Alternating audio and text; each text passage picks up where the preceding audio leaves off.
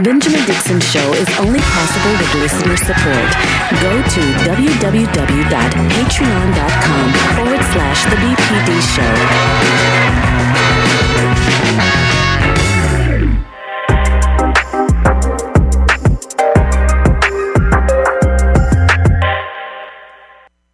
There was a lot of criticism over the internet after people saw what happened inside of the courtroom as the jury moved to deliberate on the Rittenhouse trial.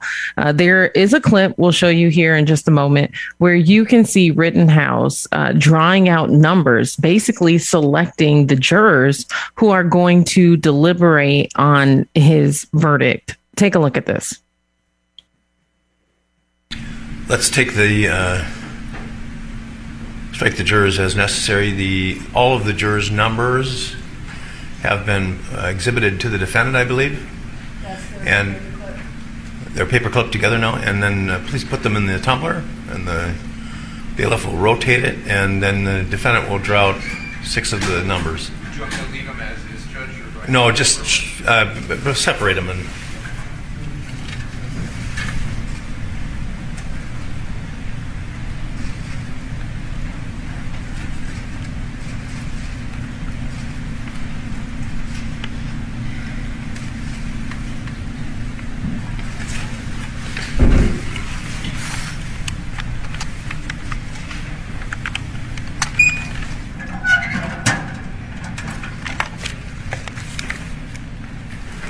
Parting, as they say, is such sweet sorrow. You've been wonderful jurors, and we couldn't have asked for a higher quality jury, better jurors, more attentive jurors, more prompt jurors. And now I've covered a lot of trials, and never have I seen a defendant able to draw numbers deciding the jurors in which will decide their own fate. Ben, we continuously through the Rittenhouse trial, we've seen some very bizarre legal decisions made by the judge, including the language that could be used. I think that was one of the first red flags that we noticed in this trial. The judge not allowing prosecution to refer to the 2 deceased as victims, but only allowing them to be referred to as rioters or protesters. And now in this latest development, I mean, it feels like Rittenhouse in some cases is being coddled. That's right. It's almost absurd, Georgia, to see the red carpet being rolled out for this defendant. And here's the thing. I've heard several attorneys argue that the manner in which the judge is behaving now is the manner in which judges should behave in general. This is such a stark contrast to what we are accustomed to, particularly in the Black community, because I've not seen a Black person with a speeding ticket get treated as nicely as Kyle Rittenhouse. Yeah. And then now in his case, I mean, he is accused of murdering 2 people and injuring another. The judge even dismissed one of the charges, the lower level charges, right, which he would likely be convicted on, and that's so right. It is when you also juxtapose this to the trial that's happening in Burnswick for the 3 men who are accused of killing Ahmaud Arbery. While there's parallels, there's also differences, but what I'm seeing turn out to be the same is a system that gives these men the confidence that they can go out in the world and kill people and get away with it. Even when you look at the jury selection in the Arbery trial, 11 white jurors, 1 Black juror, and the judge in that case seems like he has a little more reason, because he admitted that there was something flawed about that process, but he didn't do anything about it. Yeah.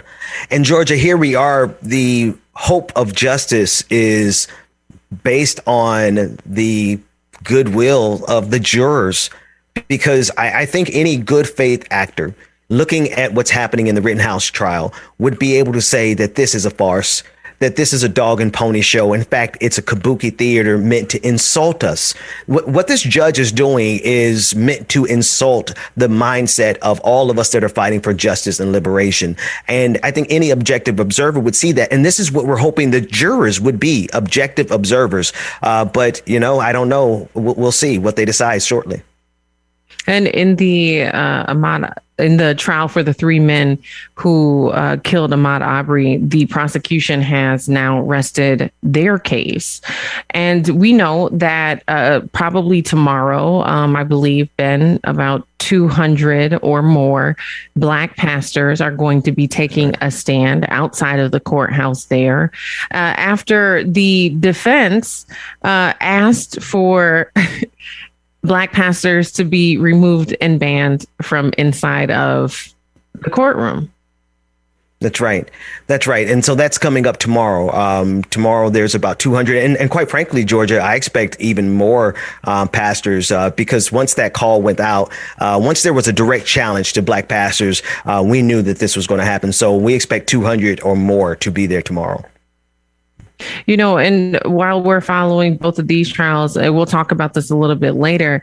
Here in Minnesota, the developments are starting to come out as we prepare for the Kimberly Potter trial. So we'll talk about that here in a little bit. But tomorrow, I know you're headed out to Georgia. Is there anything that you're expecting? Do you think that the defense is going to try to use this again as a mistrial? Absolutely. But we have seen the judge in this particular case, in the Arbery case, grow weary with this particular defense attorney who is putting on a dog and pony show, even above and beyond what the defendant's other attorneys want. I want to be sure that the attorney who is calling for all of the Black pastors to be removed is anathema to everyone that's involved. That said, we do expect him to try again because of all of the pastors that are showing up. I just spoke with Cliff Albright from Black Voters Matter. His team is going there. Of course, Jamal Harrison Bryant and all the pastors, Benjamin Crump, Al Sharpton, they will all be there. And I'll be pulling up as well. Absolutely. Well, I know you're following a story this morning as well. Right. Georgia, we're looking at the I want to kind of juxtapose the two absurdities. One is Joe Manchin and the other is Mitch McConnell. And they're having a particular conversation that I think should be concerning to anyone who is concerned about our environment whatsoever. Senator Joe Manchin was at a hearing on energy prices, and he wanted to make sure that everyone knows the following, that he said, quote, "I can tell you the coal market in West Virginia has never been hotter." Meanwhile, Mitch McConnell is accusing Democrats of a holy war, saying that they have a plan to build back Beijing in a very xenophobic fashion. But I want to unpack the substance of it, because underneath it, it is a push to move us further away from doing what we need to do on the environment. Let's take a look at this clip from Joe Manchin. And I can tell you, the coal market in West Virginia has never been hotter. They cannot produce enough coal for the demand in the world. U.S. coal exports in the second quarter of this year jumped to 20.6 million tons, a more than 50% increase from the same time frame last year. American families don't want Washington politicians waging a holy war on fossil fuels in the first place. They can't afford that nonsense. But it's even more absurd that Democrats' top-down schemes would just increase China's wealth and dominance all along the way. They don't have some smart master plan to invest in Americans' future. They've got a plan to build back Beijing. So notwithstanding the xenophobic nature of the last sentence, right, what we have here, Georgia, is a conversation that's happening between the most powerful Republican in the country, which is Mitch McConnell, and arguably the most powerful Democrat in the country, because we just came through an entire season of Joe Manchin controlling the entire conversation around the infrastructure debate and voting rights. That said, here's the conversation that's being had.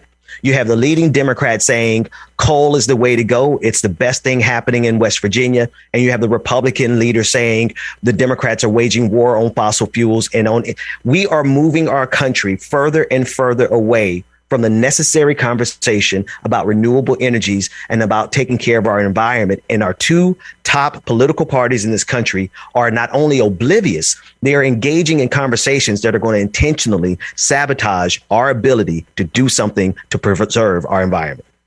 Yeah, absolutely. And I feel like we are getting closer and closer to this fork in the road. Do you want to make money, or do you want to have an earth to live on? And until people really start understanding, and when I say people, I'm talking about the political leaders who are arguing over basically the lesser of two evils, right?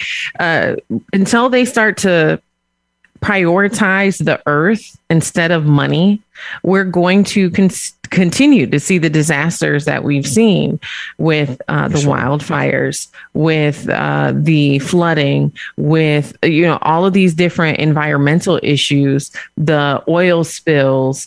We're destroying our earth, and we've talked so much on the show about how the wealthy probably don't care because they have enough money to go live on Mars, But for those of us who don't, we need to not only think about the renewable energies and stop thinking about the profitability, but we also need to, I think, speak to our indigenous brothers and sisters about the way in which they were preserving the earth. And there are some practices, even recently I learned about controlled burning that was happening that would actually help mitigate those outbreaks of the wildfires we would see. And so the fact that has been outlawed, the government went through and outlawed indigenous people from being able to do that. And that's why we see these huge wildfires, because no one's going through every so often and burning the land in a good way that helps cultivate the soil in the land for growth and so that it's not dry, right? But the government wants to control it all as though it knows best, and it just feels like we're headed nowhere fast. Yeah, and here's the punchline, right? The government controlling it all at the benefit and for the benefit of major corporations. You think of all of the different industries that have a stranglehold on our entire political structure. It would be easier for us to perhaps get to Mars than it would be for us to break away from the energy industry. These major corporations that have a stranglehold on every aspect of our, so much so that they're able to take journalists and imprison them. I'm referring to a story that we'll unpack at another time, but the kind of grip that these corporations have, it's not only on our political system, but it's drenching now into complete and utter control over our destiny as it pertains to this earth. For us to go back and do things properly, we really have to consider the nature of the people who control all the levers of power. And I see it manifested mostly in people like Joe Manchin and Mitch McConnell. It'd be interesting, too, to dissect campaign dollars and see what energy companies are funding which politicians, because a lot of times we know that influences the issues that these political leaders advocate on. Absolutely. It's the most obvious and legal form of bribery. And it is the biggest joke that our American politicians are for sale. The highest bidder, who can give the most money. And right now, it's not the people. The people, we don't have the resources to buy politicians the way ExxonMobil does. Yeah. Yeah. And, even looking at manufacturers, the companies that make cars, we have the technology to have 100% electric cars. But will the manufacturers make the switch when it's cheaper to continue producing cars that run the same way that they've always ran, right? And so to make a huge industry shift like that, it's going to cost somebody, Right. And so nobody wants to foot the bill. And so I feel like there's also a bit of hot potato that's being played. Yeah. Everybody's trying to pass the buck to the next person, because at the end of the day, we know what's right for the environment, but somebody's got to pay a cost in order to shift these industries so that they're in a line with renewable energies. And nobody wants to bite the bullet. Nobody wants it to affect their bottom line. They want somebody else to lead on it. They want somebody else to pave the way for them. That's right. You know, and so there's also things that could be done, though, in terms of tax write-offs. I don't know if you remember when Obama was in office, there was this push to get, you know, all these older cars off the road. Yeah. And cash for clunkers. You got a tax incentive if you traded in your car, or, you know, but it helped also, just even for optics, all of these rust buckets, right? That probably were extremely terrible for the earth, right? It not only was for optics, it was also for the environment. But now we're in this place where people can't afford the cars that are better for the earth. Yeah. And so how can we do a big push to get people to either, you know, be able to afford it or get a write-off or something? There's got to be something. So I'm reminded, it's a different category of the conversation. I know we're talking about the environment, but I'm thinking about on economic policy. There are volumes of books. In one in particular, I'm thinking about John Rawls' Theory of Justice. We know what to do. We know how to resolve issues like poverty. We also know how to resolve issues like what we're doing on the environment. Here's the gag, Georgia, with the cash for clunkers, that became the biggest weapon in the arsenal of the Republican Party for their political fodder. And this is what they do. They will take all of the best ideas and they water it down to something that becomes milquetoast, something that's ineffective, something like this watered down infrastructure bill, something like Joe Manchin is there to make sure that we don't actually get enough progress. Why? Because like you said, Georgia, we need to look at all of the private industry, all of the coal companies, all the fossil fuel industry companies that are pouring money into his campaign, as well as that of Republicans. And what does that mean for them? Because when there is a push to switch things over and advance the industry and change consumption, some of those businesses are going to go out of business. And that's why they're buying themselves time. See, this is applicable in every industry. I'm thinking now of the marijuana industry and the tobacco industry. These private companies are using the government to slow down the process long enough so that these major corporations can get the advantage in the industries. And it's the same thing there, Georgia, when we talk about this transition, because we're going to have to eventually get there, or else we are going to destroy ourselves. Now, I want to put one quick caveat here. I think we need to really have a conversation about the fact that some of the people in this conversation are okay with us destroying ourselves. While you and I are now kind of talking about the nuance of how we can get some policy implemented, we look at the conversation between Mitch McConnell and Joe Manchin, and they're talking about how we can get even more oil, how we can use even more coal. So we are dealing with some sociopaths that I think are willing to pass that hot potato that you mentioned. They're willing to pass the hot potato of the last generation to the next generation. They're betting on it. Yeah. Yeah. Well, and I think a part of this conversation too, and you start thinking about like those renewable energies in different ways to preserve the earth. Like we purchased a building, we have solar panels on the roof of it. We don't even know how to use it. You know, and so I think the other side of the coin here is changing consumption and building awareness for the average consumers, everyday people, because some of these tools and resources are at our fingertips. Some of them we can afford. And there's ways that collectively we can work together. Like right now, we're not occupying that space, but those solar panels could still be producing energy that's stored in, I think, like some kind of a battery that then that energy can be distributed to other people or other buildings, right? Georgia, and so I know a guy. No, I'm sorry. I'm saying I know a guy because you're right that we could get that connected. Holler at me after the show. We get that because those small steps, those are things that I think we can begin to enrich our community. You're absolutely right. It has to be top down and bottom up. And we as individuals do have that individual responsibility, and those individual responsible actions can form a greater collective action. Yeah. And there's so many empty lots. You could start to fill some of them with solar panels. And when you also look at single parent homes or people who are in poverty, right? How much would it help them to have a free electricity bill? Right. So, I mean, there's so many different things that we could be doing. But at the top, yes, it does start there because they're leading on this issue, and the decisions that they make ultimately will affect consumers.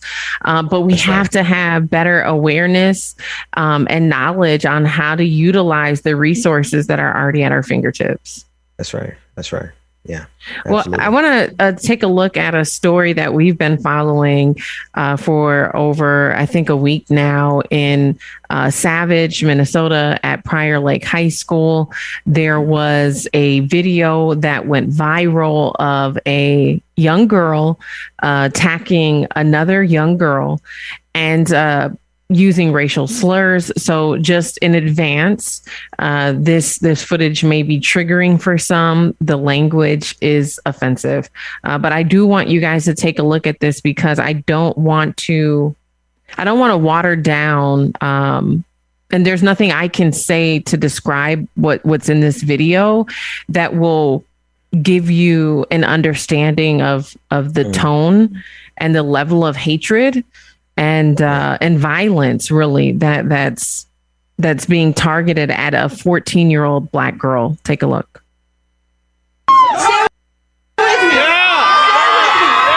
Hundreds of students gathered outside Prior Lake High School Thursday afternoon to demand that this student be expelled for her racist remarks. You dark ass nigger. Dark ass chocolate bar. Get the fuck out of here. No, I'm trying to fucking get anybody because nobody likes niggers. No one likes niggers. And if you watch the full 1-minute video, you'll notice her racial slurs escalate into this. Fucking kill yourself right this time. Do it fucking right. Please, cut deep enough. Cut deep enough this time. Please, or fucking tie the rope higher. Like, what the fuck, bro? The girl who was being attacked in the video was 14-year-old Naya, who spoke up during the protest. I have had to deal with racism in my city for as long as I can remember. It's disgusting. It needs to stop. Now. And I am so thankful for every single one of you for showing up. Yes. Love you, Naya. I love y'all so much. Thank you so much. You understand how much this means to me and my family? This is where we can create real change. Yes. This happens here, right now. I'm so thankful for every single one of you. Yes. We got your back! Yes, we got your back! Students were also joined by organizers and activists from the Twin Cities. Y'all got a teacher named Sarah Bernard? Yeah! Sarah Bernard is done for. She's no longer working here. We are demanding that she is fired or that she resigns, but we prefer her being fired. She should not teach again! She defended the little racist white bitch, Jada. That's what it is. If you 12 and you racist, or you 30 and you racist. And this teacher and this institution upheld it and defended her. When they prodded a young Black queen to the point of trying to take her own life, one of your teachers stood and defended that. You don't work here no more, and if we see you at the school, it's over. You know, it's sad that Minnesota continues to make national news because of the racial ignorance that's happening in our state. It's sad that a 14-year-old girl can't just go to school without being called the N-word and being told to go kill herself. You know, one of the things that the white child said, she said, make sure you do it right. She said, cut deeper next time. She said, take the rope and put it up higher next time. And when she said that, I started to visualize lynchings Yeah. And just, the connection in her words and her racism that is ingrained in her, and the racism that our ancestors had to fight against. I spoke with the chief of police, the Savage chief of police, on, I believe it was Monday. He said he is investigating this incident. In Minnesota, there is a law that prohibits someone from encouraging or advising someone to kill themselves or harm themselves. And so she did violate that law. She potentially could be charged. But, I'm just curious. They say justice delayed is justice denied. And so if this chief of police is considering charging her, he has the video footage. What is he waiting for? Right. Georgia, I hadn't seen the entire clip there. And to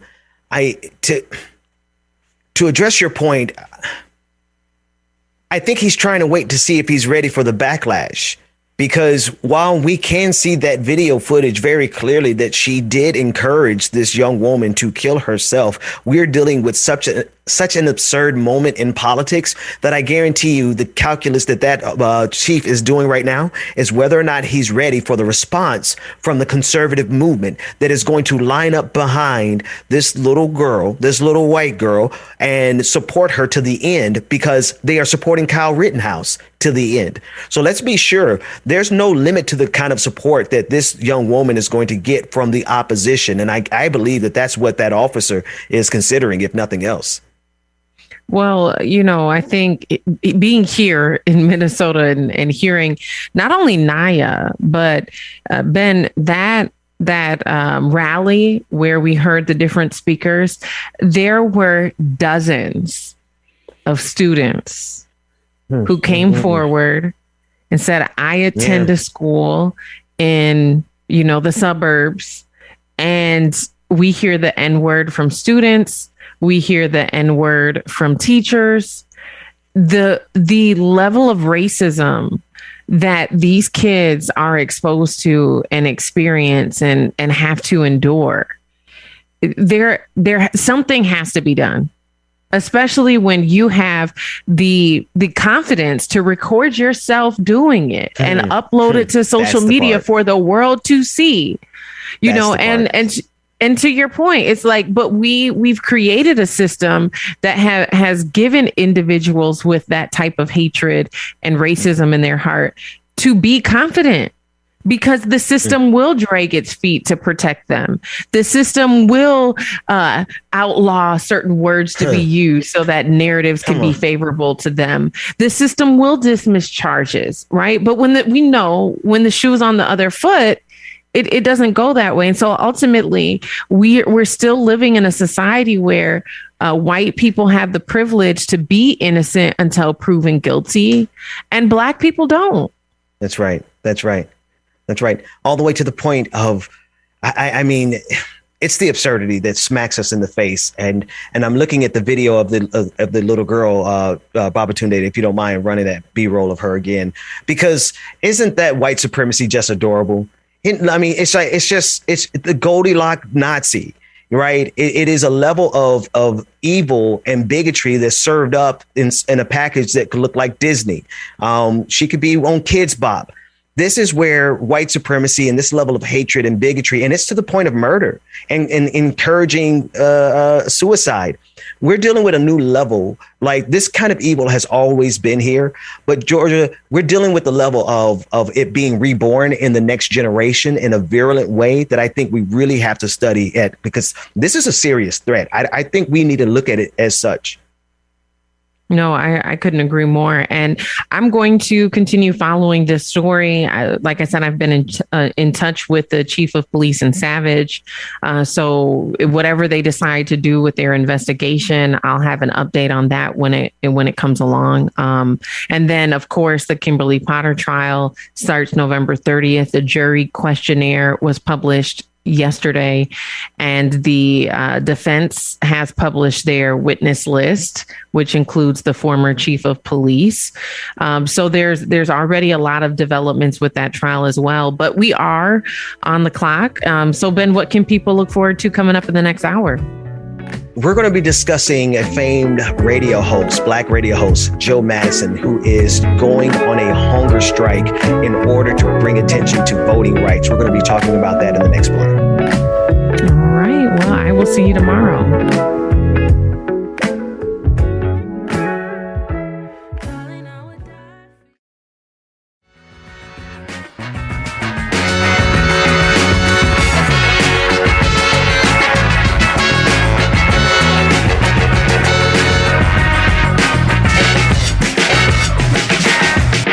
The Benjamin Dixon Show is only possible with listener support.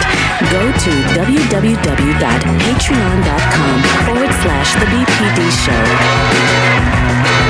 Howdy, it is Wednesday, November 17, 2021. Thanks so much for joining me. I am not joined by my brother from another mother, even though you heard his voice. You heard the voice of DJ Exclusive, but he's not here with us today. We are finally giving our brother a day off in earnest. I think this might be the first week, everybody, that DJ Exclusive has actually gotten a day off. So shout out to our brother on his day off. I want to talk real quick about someone who was I'm gonna be honest with you. Joe Madison is a legend, the Eagle, in radio. He's been doing radio probably longer than I've been alive. Sorry if that's overestimating that, Joe. But he's going on a hunger strike. I'm going to discuss this a whole lot more in depth as I get a chance to speak with my friend Cliff Albright from Black Voters Matter, because of the reason that Joe Madison is going on the hunger strike. It is to bring attention to the need for Congress to pass a voting rights bill. We've seen results of the gerrymandering that is taking place, the redistricting.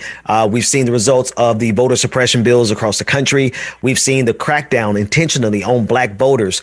And yet the Congress has not done anything, particularly because of people like Joe Manchin and Kirsten Sinema. Well, famed radio host Joe Madison has had enough, and he's going on a hunger strike. So we want to send solidarity and love and bring attention to it. So everyone who's listening and watching, please go over to his social media, whether it is Facebook or Twitter, and send some love and encouragement. He's not a young whippersnapper. Heck, I don't know if I could do a hunger strike, notwithstanding the I don't have James here to laugh with about, me going on a hunger strike. But still, just it takes a lot out of you. If you followed hunger strikes like we have, we had those sisters who were striking on behalf of the Palestinian plight of the Palestinian people. We've had the hunger strike to bring attention to what's happening to indigenous populations. And these hunger strikes take a high toll very quickly. So please send in some encouragement over there to our brother Joe Madison, famed radio host, and one of the people who actually kind of inspired me to get into this format. Speaking truth to power through media. Yeah, we do have sound on that, so we can play some of his announcement. But good morning, everyone. I just wanted to mention that, like, a lot of people, I feel like, kind of swat away or make light of hunger strikes. Like, oh, we fast. There's holidays where I fast, or, you can go without food for 2 weeks, but it really depends on a person's health, person's age, and what your body's going through. Do me a favor, Opportunity, do me a favor and run that. I don't mean to, I want to run it as a B-roll so people can see it, but let's pause here and run the clip. Here's Joe Madison announcing his hunger strike. And David, we'll get right back to you. Let's run that clip. I'm going on a hunger strike. I'll just say it. Now, let me read the statement that I released, that's been released this morning. I'll read it. You can go, it's online. You can go online. It's online. I've shared it with a few individuals before this morning. So, as a political protest, I am beginning a hunger strike today by abstaining from eating any solid food until Congress passes and President Biden signs the Freedom to Vote Act or the John Lewis Voting Rights Advancement Act. Now, both bills have recently passed by the House of Representatives. Both are stalled in the Senate.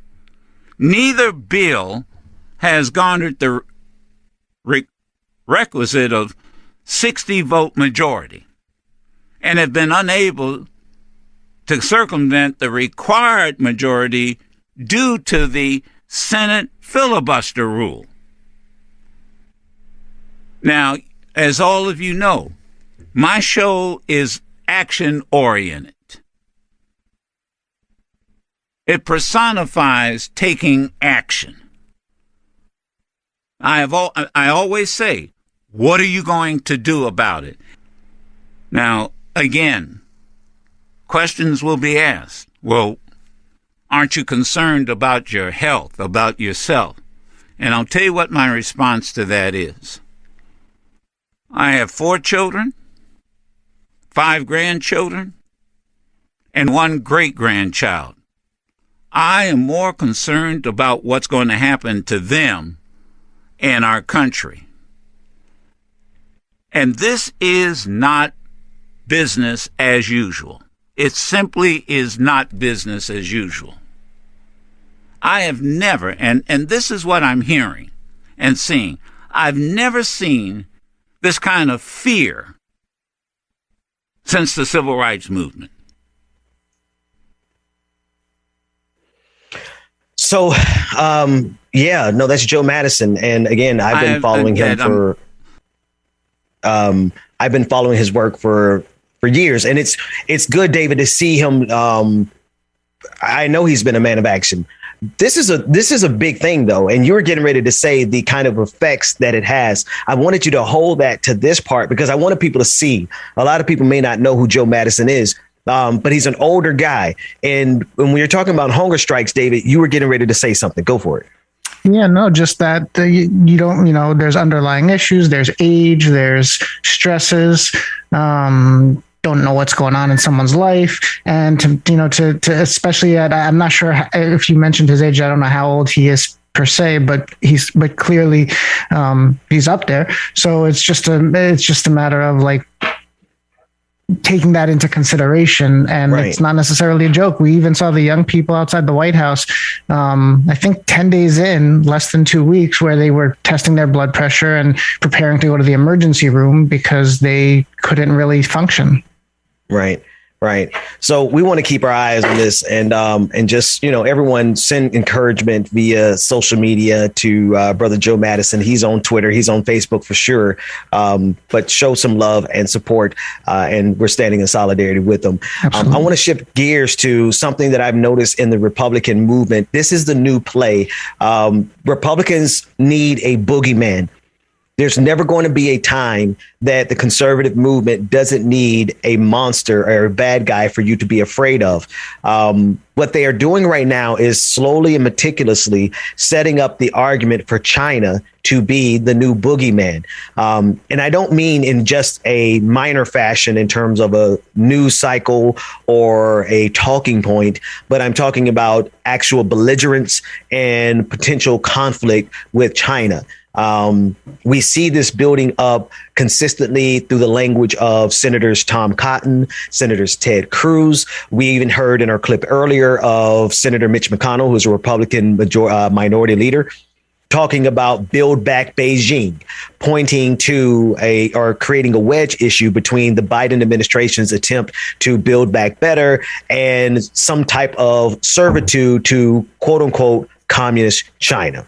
Now, I said all that to set up this conversation about President Biden having his first virtual meeting with President Xi Jinping, which really is an attempt to put back together and to mend the divide that came as a result of the relentless attack on China from the Trump administration, particularly around COVID-19. And how much people like Senators Rand Paul from Kentucky use China as a scapegoat to push and to deflect away from the mishandling of COVID-19 by the Trump administration. So instead of taking responsibility for their mishandling of COVID-19, the Trump administration inflamed tensions with China and created a wedge that now President Joe Biden is trying to mend. No major outcomes came from this initial communication, but it is important for us to understand the lay of the international land. On the international stage, China is a major actor that we must recognize and we must work with. They have as much autonomy on the international stage as any other actor. And it is not for the United States of America to be the dominant actor and to put everyone else in check. This is the type of mindset that had us in Afghanistan for 20 years. And $2 trillion spent, along with all of the lives that were lost. It's that kind of belligerence that is being constantly woven by war hawks, warmongers who were not satisfied with 20 years in Afghanistan. They want us to go another 20 years, not only in Afghanistan, but by the way, let's get into a conflict with China, which is something that we simply cannot afford, David. We cannot afford the kind of bellicose language that comes from these half-baked Republicans who only know one thing, which is to discuss war and to create a wedge between global actors because they need a boogeyman.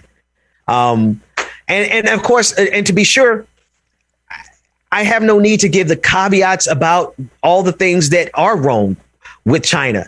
That I don't have to give, because we're looking at America at this point. We're looking at the United States of America making a situation worse because our leadership, Republican leadership, will not take the opportunity for us to have peace. They want to make it an issue for war. And David, if you, I know you wanted to chime in there. Go ahead. It's almost as if, I mean, it's not a shocker, but it's almost as if we just, haven't gotten the hint that policing the world doesn't work. Of course, there is the military industrial complex. So there's dollars behind all of this. And there's, and as everything goes digital and less physical, it's not as blatant warlike as we would define it, I guess, right. Because everything's, behind the scenes and they're drones now, drones and hacking and whatnot. So it's not felt per se, but by the public as much as it used to be. But it still has real world consequences while, people behind the scenes are getting paid. Right. And that's exactly right, because there's $2 trillion. You have to ask yourself the question, would people be willing to kill for $2 trillion? And I think the real question is how many people would they be willing to kill for $2 trillion? Where there's 5 defense contractor companies in Virginia right now that we can ask that question. How many people were they willing to kill to get that kind of profit? And we see 20 years worth of war. It is nothing for them to now move that target away from the Middle East and move it to China. Because, there's nothing. I mean, we had an entire Cold War. Didn't we? We've already been through this. We had an entire Cold War with Russia, which was not an ideological pursuit as much as it was an economic pursuit for the military industrial complex, like you said, David. Yeah, I mean, it's really amazing, like the how selective we are in. I mean, not to go off topic too much, but it's amazing how selective we are in the people we idolize and the things that we remember from history. Because I mean, compare Eisenhower, who historically was the first to call out and warn about the military-industrial complex, to his party today. That's right. Night and day difference. It is. We'd be lucky to get Democrats to be as bold calling out the military industrial complex in 2021 as Dwight Eisenhower was calling out the military industrial complex in his final speech leaving office. I want to shift gears a little bit to the pandemic because, we still are in a pandemic while most of the world is, or most of America is trying to pretend as though we can get back to normal. The fact of the matter is we're losing about 1,000 people every day. In the backdrop of that pandemic, Pfizer and Merck, Pfizer is considering to allow a generic form of their pill to be manufactured. Pfizer is going to allow its COVID pill to be made and sold for a cheaper price in poor countries. On November 16th, Pfizer announced that it had signed a licensing agreement with the United Nations-backed Medicines Patent Pool, permitting more global access to its pill.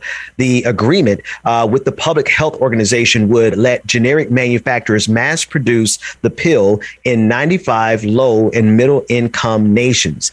Now, the company has said that this would help to provide the experimental COVID-19 pills to 53% of the global population. But in order to work, Pfizer's pill, Paxlovid, needs to be given in tandem with another antiviral drug known as ritonavir. According to the pharmaceutical company, an interim analysis of its clinical trial showed an 89% efficacy rate in reducing coronavirus-induced hospitalization or death when given to participants within 3 days of exhibiting symptoms. Now, there's more, but I think that is enough for you to understand how significant this pill can be in fighting back against the pandemic. David. What was interesting to me on this one was that as we were, pulling the facts together and looking at this, they're doing this on the antiviral pills, but still no action on the vaccines. And obviously, I mean, It's not just on the pharmaceuticals, I take that back. It's not just on the U.S. because we know Germany's been one of the biggest sticking points in stubbornly refusing to cooperate and move on that. But and that's probably because of German pharmaceuticals. But they're doing this on an antiviral pill, which will be helpful, in a lot of extreme cases and help the poorer countries. But it's not a big enough solution. Right. It's pretty absurd to give the people the pill after the fact when you're not willing to give them the vaccine to keep them from getting the virus in the first place. Right. But I guess it's better than dying, right? I guess that's what they're saying. It's like let them get into the hospital, let them use resources, let them be in jeopardy, let the spread continue. So it's not, because remember, it's not just the person that's sick. And then we'll just, then we'll give them some pills. Right. And see, David, that's the thing. That's the thing about it. It's like, it's a level of absurdity in our face, right? That's the clear hypocrisy. I am desperate to know their justification. Why such a reduction here? And I mean, don't get me wrong. I know that. No, hang on. I was about to give them a caveat that they don't deserve. Forgive me. These manufacturing companies that are producing the vaccine, they don't deserve a caveat because they are still, at the end of the day, they are there for their profit. They are making their money while the vaccine is free to us, as it should be.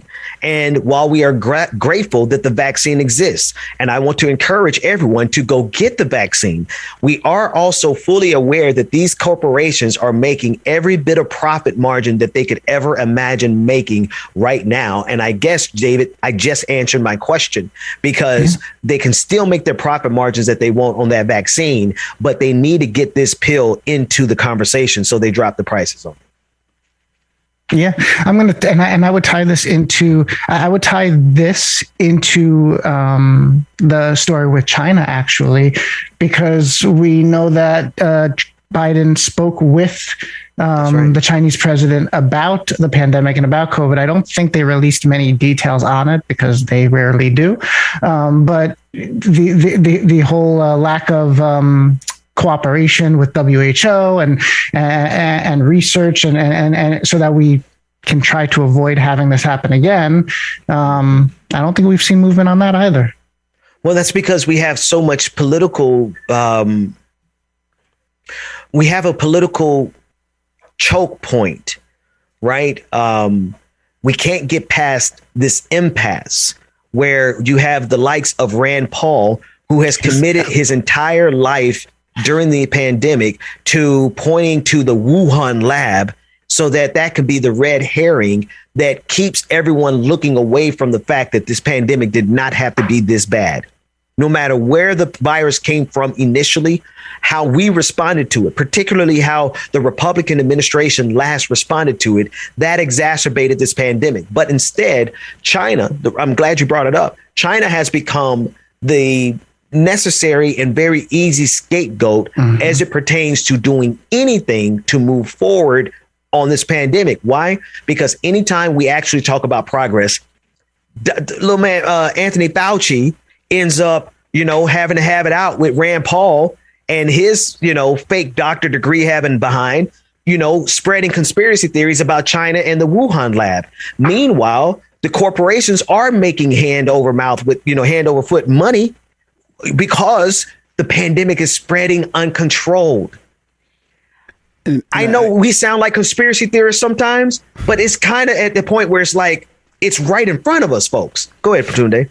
Yeah. So, I mean, you guys talked about this from the pharmaceutical level in terms of like sort of what their responsibilities are, or them, I guess, running away from what their responsibility at least should be with the pandemic. But the thing I'm actually curious about, or that kind of would fascinate me about this scenario, is actually kind of more of a surface level scenario in that how do ordinary people react to this pill, because you have the anti-vaxxers who are adamantly against this whole situation in terms of putting anything into your body. Well, what about a pill? Are you guys okay with it? Because if you're okay with the pill, then I'm really confused why not the vaccine? What's going on. Yeah, exactly.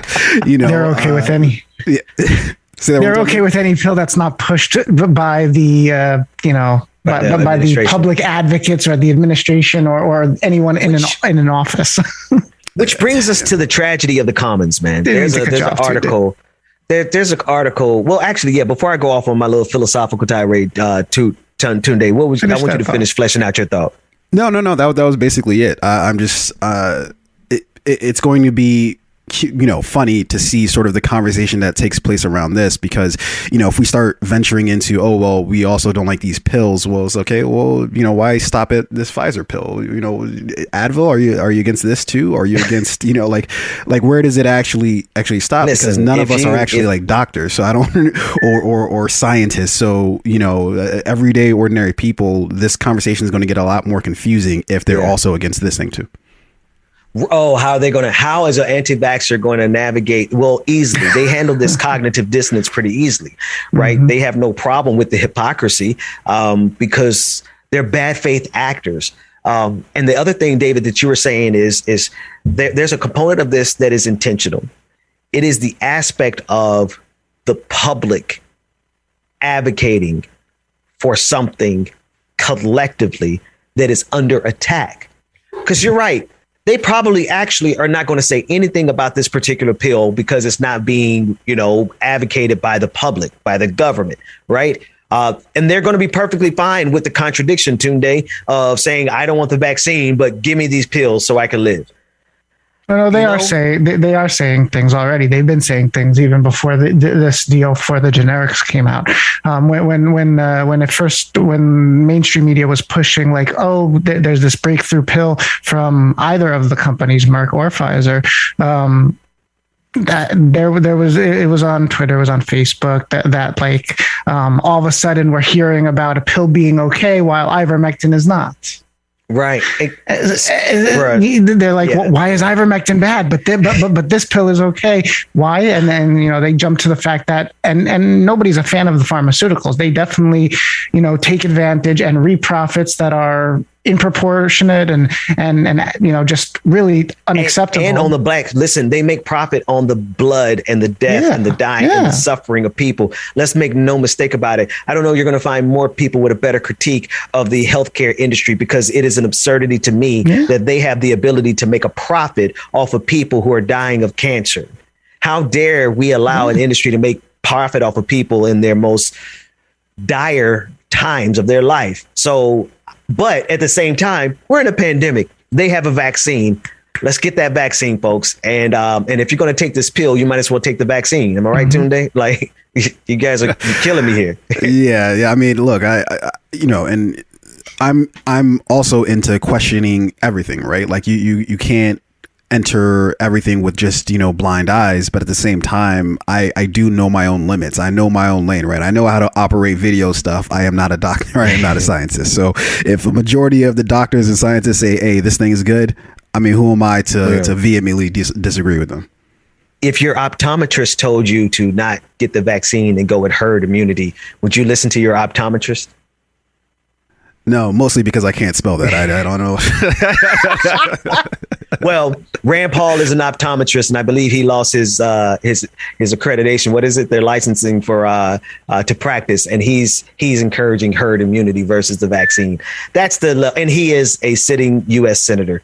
That's the level of the absurdity. Folks, we're going to take a quick break. Rebecca Azor is going to join us for Like It or Not coming back after this. There's no DJ exclusive, but the party can't continue. Tunde, run us some tunes. When we come back, Like It or Not is going down. 2 hours today. I'm thinking about the situations. Wonder if it's ever gonna. Like It or Not with Benjamin Dixon starts now.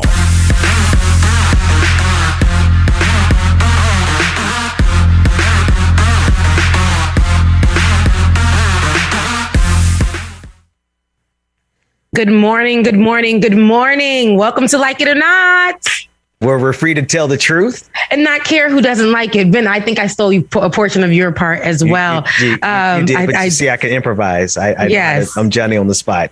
It is Wednesday, November 17th, 2021. Thank you all for joining us across all the different platforms where we are streaming. Rebecca Azor is in the building. Sis. You like to do that. It's Azor. But yes, I am in the building.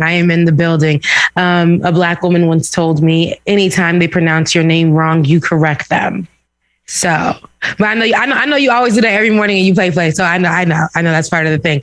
Thank you for cutting out my background, because I thought y'all was gonna see what's happening back here. It ain't right. So one shot if you want. No, we're good. Bless God. No, we're good. Bless Jesus. Bless God for Jesus. I'm doing my Christmas situation. So this is the story, because there's always a story. Rebecca, she got a story for us. So here we are. Yesterday night, I was like, let me put up my Christmas tree. I started playing the music, called my girlfriend up. I was like, singing the little Christmas. I had Kim's Christmas playlist playing after Mariah Carey's. I had his station playing. So, hey girl, all of that was happening. I went to go to the kitchen area and I was like, are we frozen? First of all, are we frozen on the, okay. All right. So I went to the kitchen area and I was like, oh, girl, Lettucey concert is coming up. It's crazy. Hold on. Let me see when it's really coming up. You guys, it was 6 o'clock. It was almost 6 o'clock.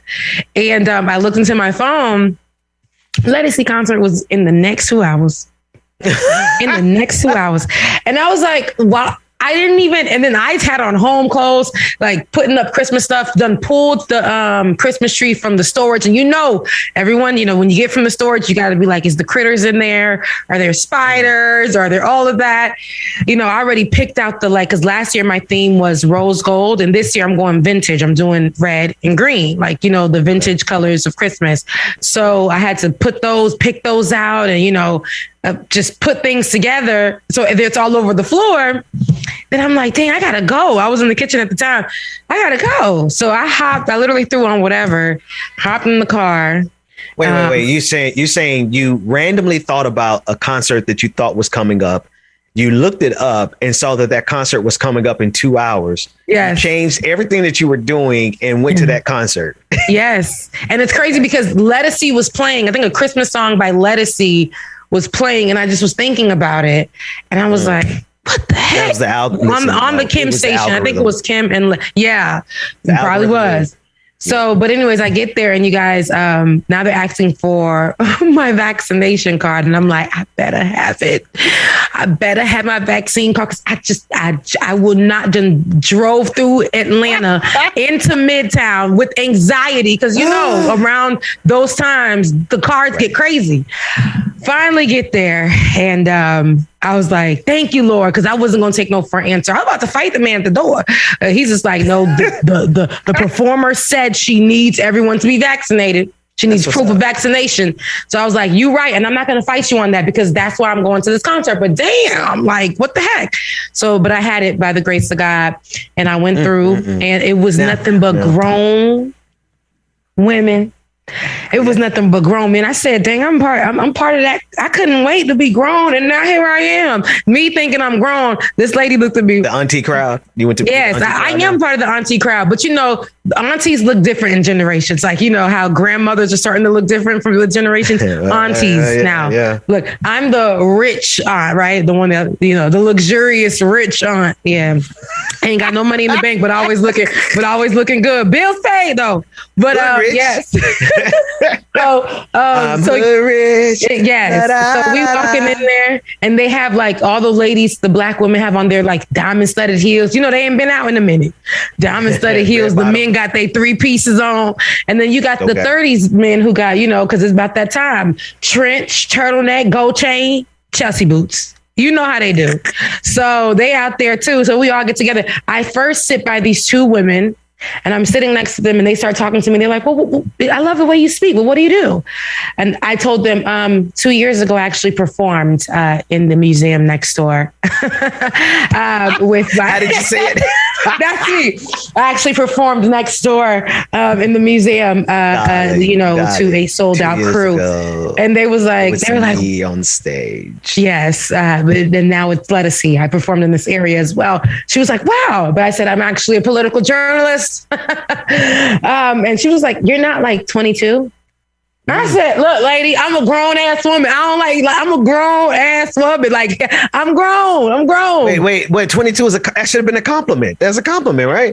I like to listen. It's nice. I know that society made it seem like, oh, if you look younger, that's a compliment. Yeah, it's a compliment. But at the same time, I'm a grown ass woman. So I want to be treated as such, and, when I started explaining to them what I do and how, you got, sometimes you have to start saying those things. Hey, I've been in school. I graduated high school in 2007, lady. I graduated college 2011. I graduate, hey, I've earned my stripes to be here in this Lettucey concert and be treated as a grown ass woman. Treat like an auntie. You ain't a little cousin. You're an auntie. Right. No, I'm an auntie now. And so, if we were having conversations, but they were gassing me up though.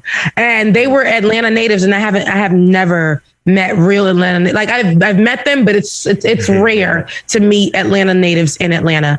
And so they were talking to me and they were talking to me about the changes. So as we're talking and we're getting it, and I got my double shot of Cavassier, I'm just like, wow. Wow. And it, very special. And I'm like, you guys are so crazy. And, music playing in the background, whoa, they got that going. It's real black in there.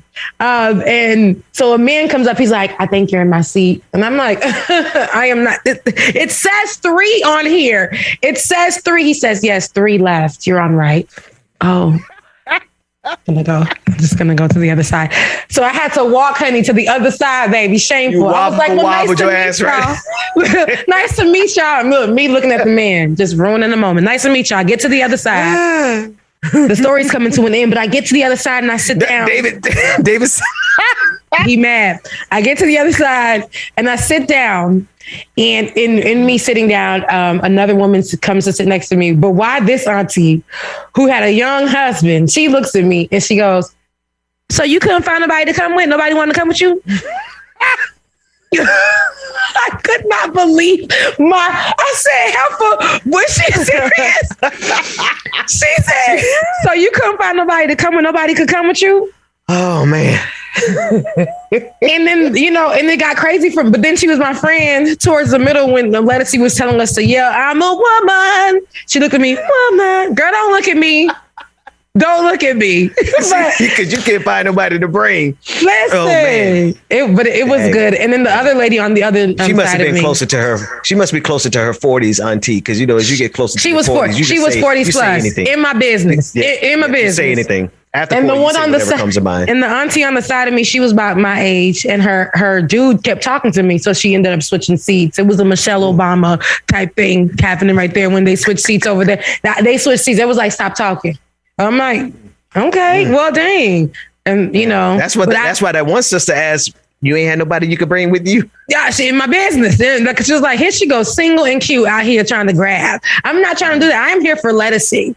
And it was good, though. It was a really, man, that concert was great. Shout out to lettucey. I'm gonna be honest with you. I'm excited to hear that she required a vaccine. Yeah. With you. Oh, and she was talking about that. Yeah, no, she was really... She was talking about that. She was like, I know it's been a while and I was afraid to do this concert series because she held for over a year. This concert has been pushed back. And she's like, I was afraid to come back and do this, but I had to do, if I was going to do it, I was going to do it my way. And I didn't know if it was going to be something that you guys would be okay with. Being vaccinated, showing proof that you do your latest test, things like that. So, and being forced to wear your mask the whole concert. Wow. So I didn't know how y'all were going to feel about that, but she said all my shows have been sold out. So it looks like y'all needed this too. I said, come on, somebody. That's what's up. Come on, somebody. It was good. Now, I'd go to a vaccinated mask required event. Like, I mean, we need more of that. I mean, people need to be able to trust that they can go somewhere and not have to worry about some of these I just get tired of going into places and everybody in there has on a mask except for like one Republican. And I know they're Republican because they're white and they in Georgia. Sorry. And they're not wearing a mask. Come on. They voted for Donald Trump. Anyway, they're fighting people on video and asking and saying to them, hey, you must be vaccinated. The person's like, yeah. They're like, yeah, you're vaccinated. Like it's something wrong. I'm vaccinated as hell. Make me go viral. I am vaccinated.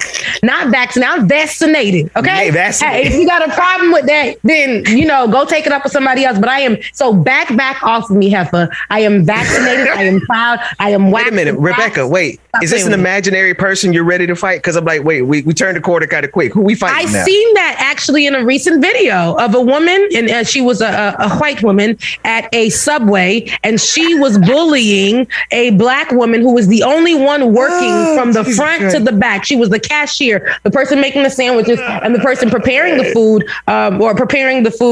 in the back, putting them in the fridges and the stock person. She was doing all that by herself, and this white woman walked up to her and told her in the middle of a panoramic that, hey, I'm mad. You over here, you need to make it quicker. She flipped the camera, put it on one of the people that were there. It was a uniformed, I think an army man, and he was sitting there waiting for his food. And she was like, a white lady talking to a white man, talking about, aren't you mad? Aren't you mad? And he's like, no, she's the only one here.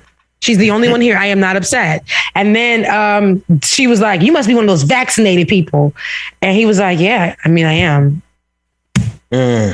Well, speaking of that kind of shenanigans, I got two clips I want you to see, Rebecca. Okay. And they deal with the same exact topic. The first one is an anti-vaccine activist by the name of Sherry Tenpenny. And I believe we covered her stuff before. She's claiming that requiring non-vaccinated people to undergo COVID-19 testing is torture. And according to her, torture is illegal in the United States of America. And you repeatedly testing me for being a non-compliant and disobedient is the same as torture. Let's take a listen to this clip. People have got to start saying to their bosses who are require them to get tested if they don't get a shot, that you need to start saying to them, torture is illegal in the United States of America. And you repeatedly testing me for being non-compliant and disobedient is torture. And I think that we're going to be writing that up and we're going to sending it into the EEOC and we're going to start accusing you and these policies of being torture. Call a spade a spade. And we know that this is murder by injection, right? She's so calm. She's so calm with it, but it escalates. I don't want to leave it there. Here's a second clip. These folks are losing their minds. She's saying that vaccinating children is modern day child sacrifice and an effort to carry out very, very, very, very, very late term abortion, as in they're like 12 years old and you're going to vaccinate them. So she's saying that's the same as abortion. Here she goes. This is happening in America, people. And it's your job to stop everybody you know and wake them up and shove it in their face. And if they defund you off of social media, who cares? Now it's about trying to save unborn babies and pregnant women. It's about they now are actually starting a trial to give these shots to 6-month-olds. This is child sacrifice. This is the resurgence of child sacrifice from the days of the Babylonian mystery schools. And if you see anybody participating in this, you need to be challenging them of what they are doing to their spirituality and what they are sacrificing their children to. You know, I had a really good friend who said, you know, we've sacrificed over 60 million unborn babies in abortion. We have multiple states in this country who actually allow late-term abortion. Now we are doing very, very, very, very late-term abortion by killing 5-year-olds. With the vaccine, Rebecca. Allegedly. Yeah. Allegedly. Now, this, this misinformation, it comes, usually I see it coming in the, from just the repeat mouth. that, Rebecca, just for YouTube. It is misinformation and we are debunking it. Okay, Right, yes. right, yes. This is misinformation. And like it or not, this show, this network, the Benjamin Dixon show, and every sub show underneath it, we are debunking this misinformation. So, this misinformation, though, that we usually see, especially in this form, is usually coming from a white man. And I feel that, seeing it in this, with the old lady talking about, like the same kind of thing, but it doesn't have that sting like that the white man does. So it's all big. Now, across the board, it's BS. These evangelicals using their platform, black, white, they're all wrong. It's BS. We see that other woman using the African woman using her platform to do the same. It's all BS. I don't care what color the person is. But when I see it in this form, it's really like watching paint dry. Like, I'm sorry. It just really, I didn't like, lady, everything that you're saying, I don't even want, it's misinformation off rip, but I don't even want to hear it coming from you. Like, where's the sauce, sis? Like, what is it? At least be entertaining. Like, give us something to work with. The people behind you are not, like, everybody's bored. It's the woman wearing the Make America Great Again get up with the fur, I think, that she has on. I don't know. It's like on the side. I don't know if it's a fur or whatever. But she's in the back. She's in the. These are all different levels of Karens I was looking at in the audience, too. I saw the lady with the nice bob, blowout bob. I saw the other lady with the little. Go back to the audience. She's the Instagram mom with the hat, with the aesthetics. And then you have the woman wearing the Make America Great Again hat. And I really am like, dang, these people are really, and she's right there holding her cell phone. You know how they hold their phone, it's just a fool. Her. They have a certain way they hold their phone. What is wrong with you? But this is what I'm looking at. They're more entertaining. I got to find the entertainment in this thing because it's a joke. It's a whole joke. Lady, what you're saying that, they're, these vaccinations, what they're doing is not what they're doing. Get y'all grandma off the stage. Put their nana up on stage. Get me right off. So actually, that's what I was about to say is that, Rebecca, while we're looking at it and we see this as like boring as hell and people just look like, they just look bored out of their minds. But what we're not seeing is she reminds them of their grandmas, right? Of their moms, so that's why it's completely digestible to them because it's coming from a familiar source to them, and what's so interesting about these type of things, man, is that it's so funny, man. People say question everything, don't believe everything, but then it's just like, well, I mean, how do you not question this, Like, what is it about this? You know, and obviously it's coming, like I said, coming from a familiar source, but but how do you not like hear this and like, where's the proof? Where's the data? Where's the articles? Where's the sources? She had an infographic. She typed up on. She typed up PowerPoint on Windows 95, bro. She did this on America Online. Still using. That's a good point. That's such a good point. They are. You're right. That is such a good point. She having Mima up there telling you, especially about children, and not to vaccinate Rebecca, them. you already said that. Those are babies. You said that when you mentioned Stella Emanuel, right? She's the white version of Stella Emanuel. She's the grandmotherly figure that is going to launder all these lies right into somebody's basement. You know, somebody kid in their basement going to trust Nana. But she is more than that. She is giving that vibe. She's giving me like, you know, the raisins and the potato salad original recipe. You know, she's that woman, and they are going to listen to She her. used to date Colonel Sanders. Yeah, mothballs. You know that old lady smell, and that is also a the mothball smell is actually a general smell for older. You know, generations have their smell. You got the white musk, the women that are still wearing the Elizabeth Taylor white musk perfume. Because I wear Elizabeth Taylor, but I wear a different version. But I know that white diamonds. That's what it is. White diamond. That's what it is. You got those, you know, those women, but it's okay. It's okay. But you're right. I love that you made that point, though, Tunde. It really is the fact that they listen to her and they bring her out to be the representation because it is more digestible for them. It reminds them of grandma telling them, you know, our older, our parents and our grandparents, they'll give us a little bit of information. They'll say, hey, I don't think you should do that. And here's why. And because it came from the older person, we automatically attach that to them being wise. But sometimes they be wrong. Sometimes they be wrong. Hey, bro, can Tunde and David, could y'all do me a quick favor? One of you, can you grab a still image of The Walking Dead, Herschel Walker, and Rick Grimes? Because this is what Maymal reminds me of here, right? She is... This entire faction of Republicans, they're playing on those sincere people who genuinely don't believe this pandemic is real. They really think that it's honestly a scam. And if Nana says that it's fake, then they gonna believe what Nana says because they just have that kind of that matriarchal trust of a Nana type figure. And it's the same type of madness that we saw in Walking Dead. Like, how do you sit there and put your lives and I hate to make such a callous kind of comparison, but it's that kind of derangement, like that old motherly, fatherly figure. Just because you trust them don't mean they're right. They could be dead wrong. Yeah. Somebody said it's mothballs, icy hot, and Bengay cream, and I'm just dead. Now for Haitians, it's gonna be l'huile masquiti, castor oils. I don't know what it is, but they just like be up under castor oil all day on the. You got gas? They say rub castor oil. How you rubbing castor? Where the gas? How you rubbing the gas? That's the ginger ale. What the heck?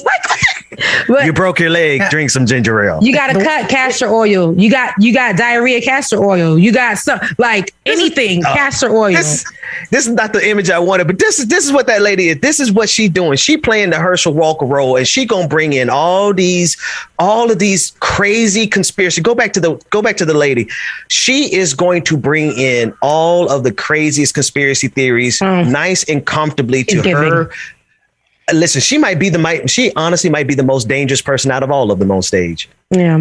Well, just keep in mind, while she looks like grandma, while she looks like she's in the kitchen cooking, or like she's, just homey and reminding and connecting with everyone, she's actually fundraising. Like she I forget the guy who she's a business partner of, but they're fundraising. That's right. Yeah.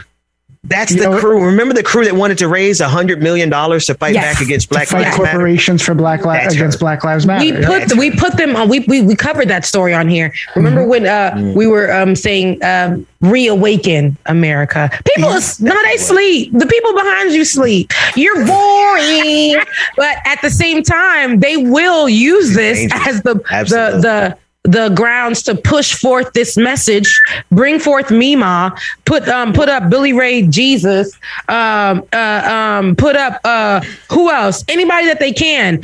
Nicki Minaj said something about the vaccine. They're gonna tap her shoulder. They're gonna tap anybody, and they're gonna push them into this reawaken America. But what are we reawakening them to? Are we going death? It's death, and that's it. So there ain't nobody waking up because everybody did. Everybody did.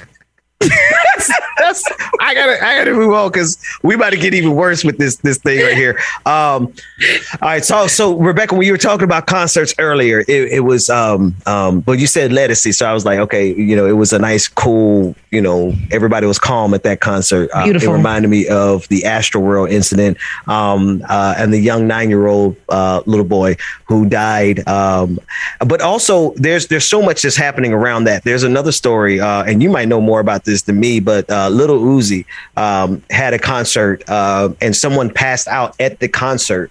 And we have a clip of it. We're going to play it. Instead of stopping the concert, he insisted on going on, and he makes his explanation in this clip. Let's take a look at that clip real quick.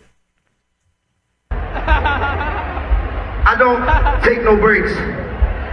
If it's getting bad, leave. If you ain't gonna leave, stay.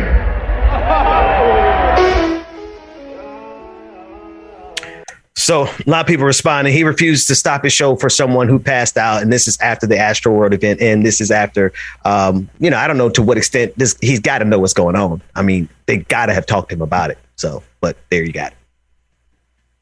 What did I just watch? First of all, Ben, comparing the Lettucey concert to the Little Uzi, it was terrible. Secondly, we was safe over there. That's all I was saying. I was saying y'all was safe. Y'all safe because ain't nobody storming the stage. Y'all not doing mosh pits at the Lettucey. Yeah, we was two-stepping and we was using the seat to just sway our hips in our seats.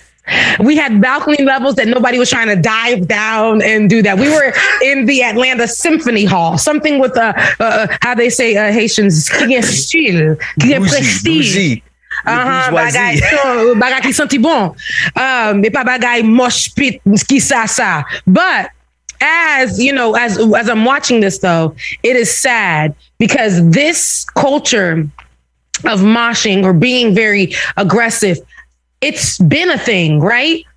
But it's funny that now we're seeing how they're just very dismissive now. I've seen I had friends growing up who were part of the mosh pit crew and they had a great time. Everybody knew. I hear there are rules to it. So don't come moshing and don't come whatever if there's no rules to it. But the fact that these people are leading these type of things and saying to these people, instead of saying, hey guys, if you see someone laying out, if you see someone sick, please make room, tap on the quickest emergency that you can get, wave me down. We'll stop until we can get some assistance, because the way things are going now, these artists need to know better. And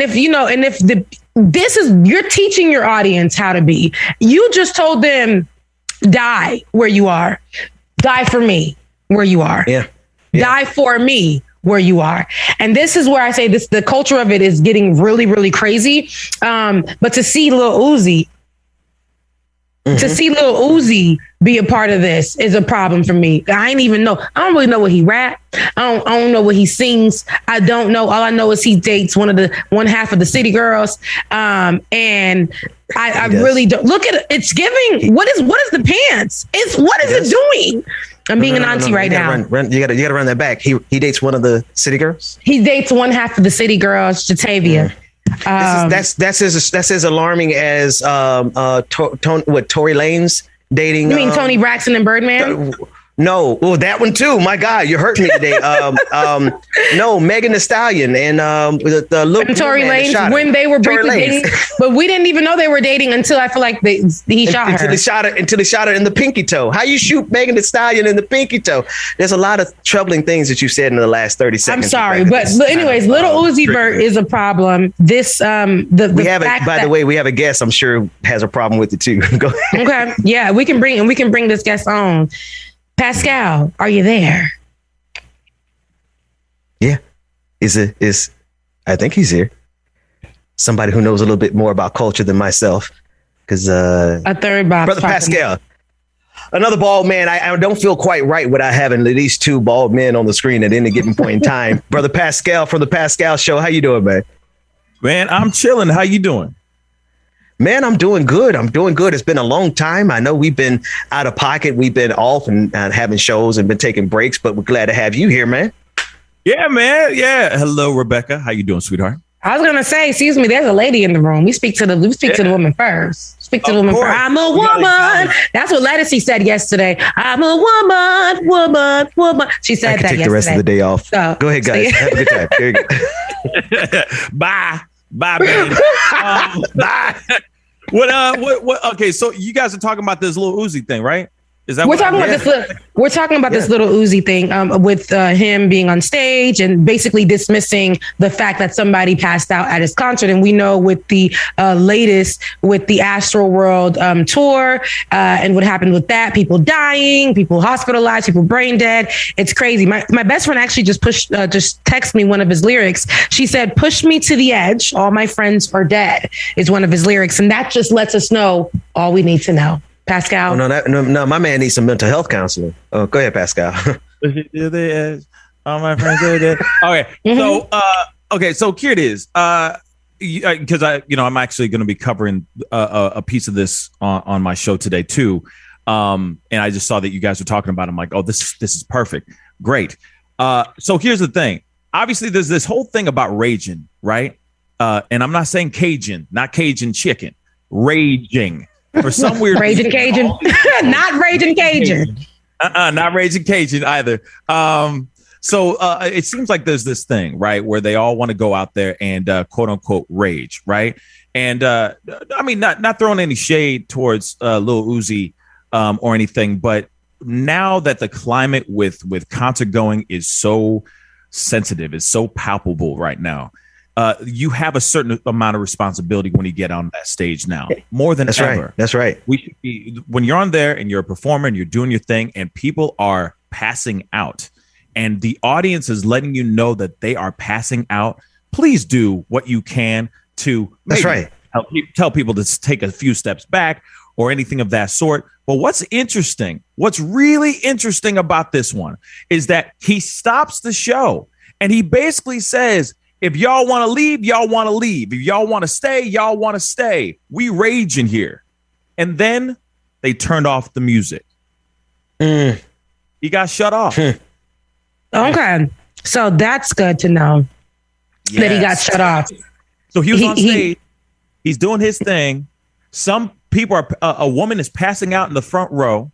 Mm-hmm. He's on the mic and he's like, well, we raging here, right? He says like, we're out here raging. Right. Mm-hmm. He says something along the lines of like, if y'all want to stay, if you could stay, if you want to leave, y'all leave if you want to leave kind of thing. Mm-hmm. He goes back onto the mic trying to do his thing. The concert or like the actual facility shuts him down completely. So he can't even talk on the microphone. He gets so angry, he throws that mic out into the audience. Real talk. Mm-hmm. Now, I personally think that the concert promoters did the right thing. Personally, yeah. This is what they should have done at Astroworld, and yet they did. Yeah, I mean, I like that, but I think the fact that they did that in this particular, good, my background isn't looking too crazy, but the fact that they did that in this particular moment was because as a result of what happened with Astroworld. Like I said, these things have probably been happening at these concerts. If we look at the history of Astroworld and what's the guy's name that does Astroworld? What is it? Travis Scott. Thank you, Travis Scott. Because I don't know these kids, but Travis Scott, the history of him and in older videos of him coming out, he's literally saying the same thing that little Uzi was saying multiple times at different concerts, even saying, gay slurs and things like that. Astroworld wasn't the first time.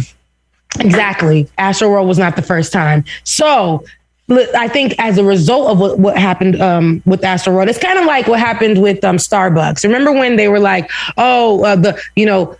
that incident with feeling, I guess there's racism happening, they're kicking people out of Starbucks for being black kind of thing. And all of a sudden we got diversity and inclusion. He got that kind of stuff. So that's what's happening here. We're going to see that in these not raging Cajun, but these mosh type environments, these rage environments. We're going to start to see that now. They're going to start to tap in on that. Meanwhile, this is not the first time it's happened, but people are afraid now. I don't want to get sued. I don't want to get this. I don't want to get that. And they will not at a concert associated with Live Nation, with Ticketmaster, with whoever, they will not have our name attached to people dying no more. We are not going to get multiple lawsuits. We don't want no parts of that. And we do not want to be seen as if we don't care about people because of what this man just said. We don't want to attach ourselves to that. But like I said, it's been happening. On that note, we actually do have a second clip for this story that ties in. So I'll go ahead and run it. Perfect. 9-year-old Ezra Blount, who had been on life support after getting trampled at Travis Scott's Astroworld Festival, has died. His family confirmed the news on Sunday to ABC 13 Houston. In a statement obtained by People, the Blount family attorney Ben Crump said that the family is, quote, grieving the incomprehensible loss of their precious young son. He went on to say that Ezra's death should not have been the outcome of going to a concert, which is supposed to be a joyful occasion. He called the young boy's death heartbreaking, adding that he is committed to seeking answers and justice for the Blount family. Houston Mayor Sylvester Turner shared his condolences to Ezra's family, tweeting a statement saying that he was saddened to learn he had passed away. Ezra's death now brings the death toll from the tragic Astroworld Festival to 10. On Thursday, musician SZA addressed the music festival tragedy while performing at her concert in Utah. In a video shared on TikTok and liked by over 160,000 users, SZA stops her show when she realizes an audience member has passed out. She then goes on to say that no one should ever die while attending a concert. Some might think, hey, people pass out all the time, blah, blah, blah. But people don't die at concerts all the time. And that's something that, none of us should ever, we'll never forget that. SZA also made sure that the passed out audience member received water. She then said that we could all learn from the Astroworld tragedy, saying that some events change and shape how you do things going forward, and that change is a good thing. That makes me really, I mean, I get it, SZA. Thank you for your services. But that really makes me sad that the baby boy died. And I was rooting for him to make it. Imagine being a father, and I know that you are, Ben. I don't know if you are, Pascal, but imagine being a parent and taking your child, there because they like old boy, they like Travis, they like the culture of it. They want to go and see him live, and that could be his first concert. And you father-son time. You get there to the concert, all this is happening, and now you're blaming yourself. That killed me inside. Because now he's gone because of this reckless behavior. And this is what I'm saying. In his previous concerts, if you look at these videos, they're circulating, they are viral. He's saying stuff like, if you can't, the same thing Lil Uzi was saying, if y'all can't survive the mosh, and if y'all can't survive it, then, you ain't supposed to be here. Y'all supposed, telling them people they're supposed to be able to survive this type of activity. If you can't breathe, you're too weak in these types of environments. And that's very dangerous. But these are previous concerts. Now, those diehard fans are coming back with that in their mind. Like, I ain't weak. So they're coming there like on drugs and this and that and willing to be a part of this overpacked. Like, this place is over capacity, and just they're willing to be in this number and to run over people for whatever reason, because that's a part of the culture that Travis Scott created. And that's so sad that we lost Ezra because of it. Yeah. No, I mean, there's nothing you can even say to that family. There's nothing other than to say that, we extend as much love as we possibly can to you. And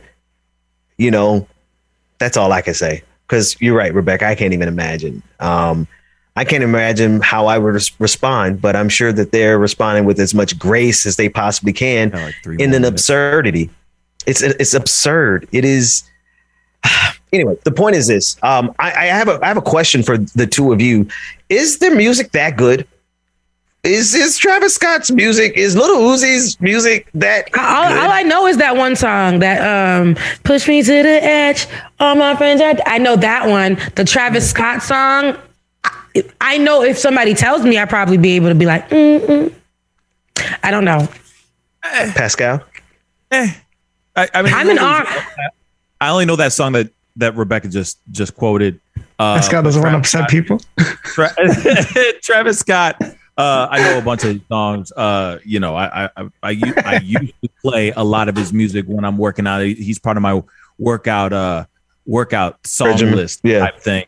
But now when I hear it, I can't really listen to it because now I'm just thinking of all the 10 victims. Right? There's also Barty Shahani that died a few days prior to Ezra Blunt dying, and if you just watch the family's reaction, actually just the mother's reaction when they did their press briefing, it is just the most heart-wrenching, most heartbreaking thing anyone could ever sit through. It just makes you, it's so visceral, right? That there's no way that you could just not stop playing their music. I mean, playing his music, because it just makes you think of these kids. It makes you think of all these victims that have died. And, when I heard about the Ezra thing, man, what's crazy is I was at my niece and nephew's birthday. I got twins, niece and nephew, and we were celebrating their 5th birthday. And as I hear about this information, I mean, I'm looking at these little kids, I'm looking at my other nieces and nephews, and I'm sitting there going like, wow, imagine me. I'm not a dad, but I definitely can feel this. It definitely hits. Doesn't matter, right? And it's the holidays. Going to an event like that and walking out without your loved one. It's Jesus to think about. Yeah, and in this particular moment, like, I think it is the responsibility of the artist. And this is, I know that somebody in the comment section said this is not the time, like, don't police lyrics. No, we're not policing lyrics. I get in my car every day after my morning sermon or my morning walks or my morning runs, or after listening to a TD Jakes situation or Sarah Jakes, and I get in my car and I turn on T Grizzly. And I talk about going into people's homes and shooting them.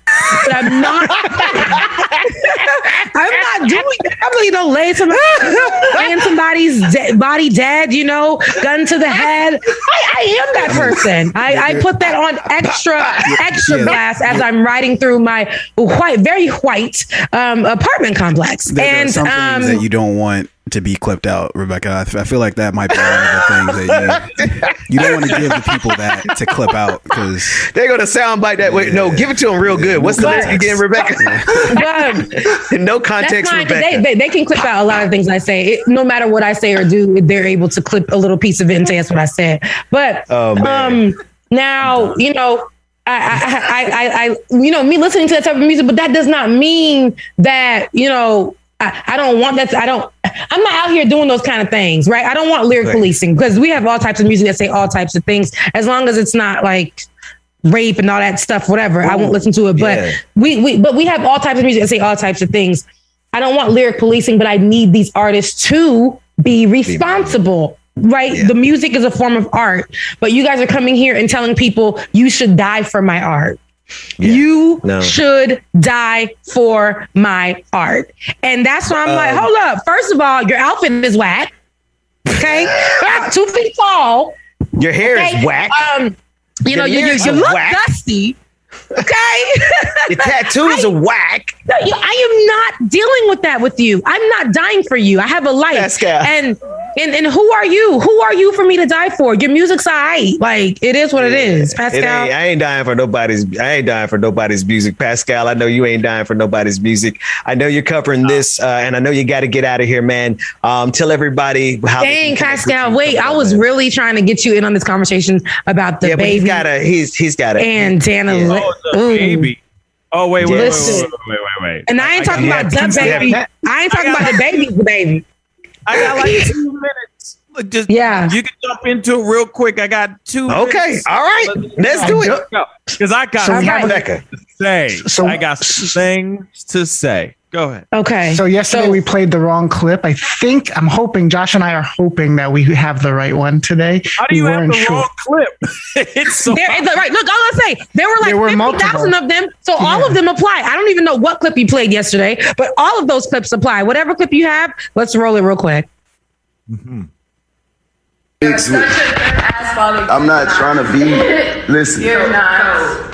You're not. He's a great father. Okay. And you know that, Danny. Okay. He's a great father, right? Okay. He's a great father. Okay. No, he's a great father, right? Sure. She's a crazy. Pregnant. You wasn't my girl. I wasn't your girl. Danny. Danielle. I wasn't your girl. You ain't never been my girl. His brother is right there. My brother. He called me his girl all the time.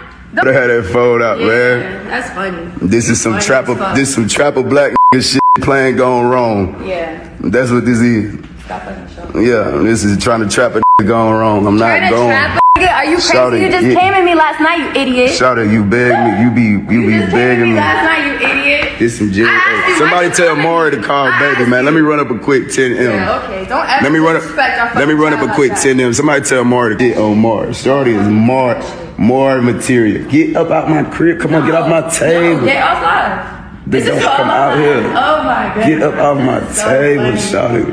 Oh my god, no. Get off my table. I'm stuck. Hey, help. Help. Help. You're such a fucking dick. Help. Hey. That was my second time seeing that video, and I still get bad anxiety about it. But Pascal, you're leaving, so please tell me how you feel. Here it is. Don't make permanent choices with temporary people. This come on, Shapa. I'm sorry. This is the truth. You know for a fact who you're lying in bed with. So if you know that, you should not be surprised about the end result. No offense. Come on, somebody. I'm just saying with Danny Lay, and also here it is, she should have just left. Like she shouldn't have stayed on that feed because it just made her look worse. You got to realize that this guy was going in he went to the very extreme extent to make it abundantly clear that they were not together anymore. He wanted to annihilate, he destroyed that relationship in that one stream. Yeah. They're both totally in the wrong. And I feel so bad. I'm praying for the child. Real talk. Because those are the parents. Those are the parents, y'all. You know, it's so crazy. That's the parent. You know what I'm saying? Yeah. The toxicity it showed in that baby's face that wasn't supposed to be shown at all, but it showed the uncomfortableness in that baby's face. And this is going to be on the internet forever for this baby to witness forever. I got some words to say about this sister right here. Yeah. Right there with the glasses. Oh, that's a paycheck. That's a paycheck.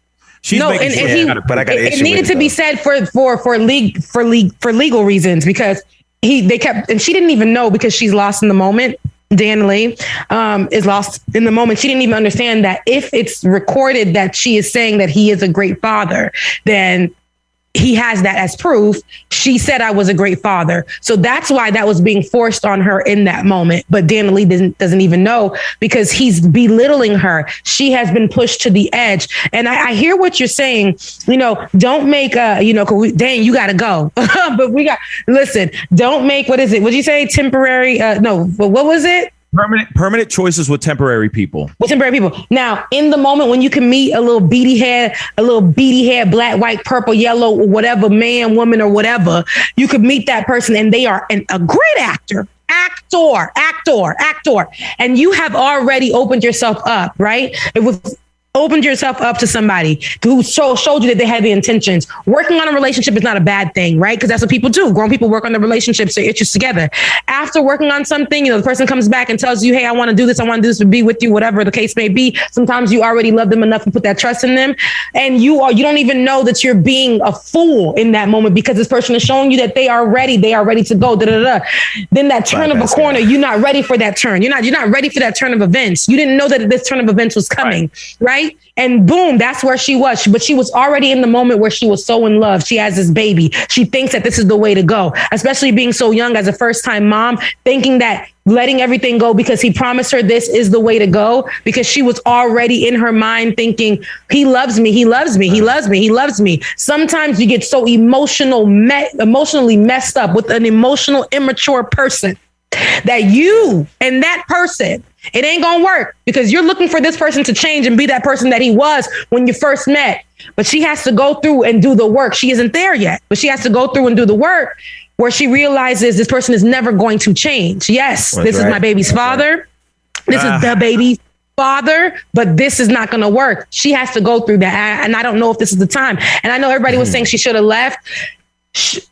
When you're in those moments and it's very toxic and you're with a narcissistic person who has already made those, who has already got you in some kind of way mentally, right? I'm not saying it's all his fault. I'm not saying it's all her fault, but a narcissist knows what to play on. And he's probably done this before where she stayed, but so that's all she's used to doing. It's all she knows. So she just thought, damn, this is something that blew up. This is something that happened to us before, but now the whole world sees it, but she's so used to staying. And he did not change what he was doing. He just went even harder. He went even harder. Why? Because the world was watching. And this is where I have the issue with a lot of these men. Now, there's so much. Rebecca, hold it there, just because I want to give Pascal one more opportunity. It's all good. To escape. Okay, all right. Hey, Rebecca, I'm with you all day on this whole situation, because this is just toxic as hell. The toxicity in this one is so bad. I don't even know what to do with myself with this particular video. But we felt bad for Dana Lee. We felt bad for her. Why? I'm curious. I am curious. Why? What culpability does she have in this clip from y'all perspective? What did she do wrong in this clip? To me, it's not that. Stay. Had the baby with him. Had the baby with the baby. You know what I mean? So yes. Yeah. Okay. Because I didn't know, maybe there was some backstory that I didn't see. No. Well, because he actually was charged with assault. As well. He called the police on her. Yes, he called the police on her, and yes, he did. And that sucks. Do we believe in postpartum? Because if we believe in postpartum, we have to see that in this moment as well. A narcissist with a woman who just had a baby. Can I just offer something just momentarily, because you're. I'm not saying this to insult you. I'm saying this because you go through due diligence to be fair.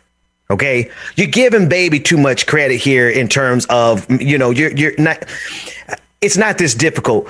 Little baby's a bitch for this. I'm sorry. Not little baby. Let's be clear. It's the baby. Little baby's the baby. The baby. Ooh baby. Sue baby. Do baby. Wop up. No, I 100% agree. He is a bitch. What I'm saying is this. But I just want to just give you this and then run with it.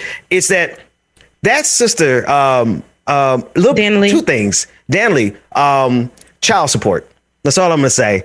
You get the last laugh. Child support courts. Don't get no more charges, because that's going to mess you up in your case. Yeah. And then the second thing is the baby. You're not going to be famous forever, my man. Your music ain't that good. It's good. Fact. I enjoy it.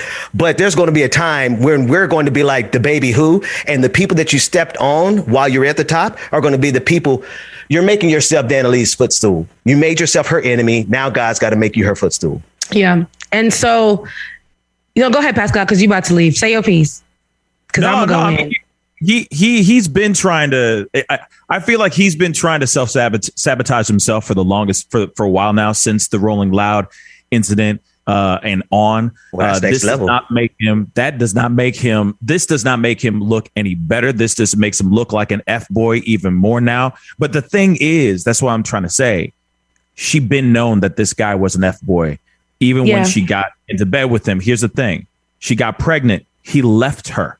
Then she brought him. She took him back. So she took him back. So she already knew what bed she was about to lie in. So this should not be a huge surprise. Now, I get it. When you're growing a child, when you got that baby in the oven and there's a bacon and all that stuff, and you're sitting there with that person, with the baby, for example, he's sitting there going, I'm going to give you the best, such and such that you ever need. I got you back, all that kind of stuff.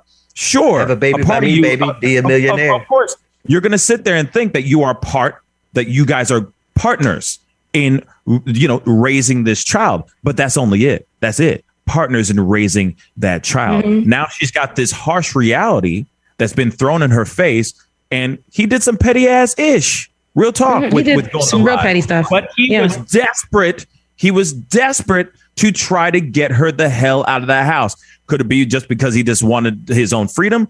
Could it be a new chick? We don't know. But all I know is that he went above and beyond for no reason. He went too far. That's a horrible position, Rebecca. I know what you're talking about. All right, Pascal. Hey, man, everybody tune in to the Pascal Show. He's going over there. Thanks so much for joining us, brother.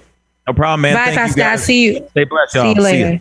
Bye. See, I knew once we broached that subject, we were going. I was like, Pascal, you got to be kidding me, man. You're not going to get this in before 10 o'clock. Yeah. So, no, to be clear and to be fair and to be honest, listen, I need you guys to understand narcissism is a really evil thing. And I'm not for somebody. She left him. He left her. So she left. She went and got her own thing. There was a lot of positive things going on in her life, even while she was pregnant.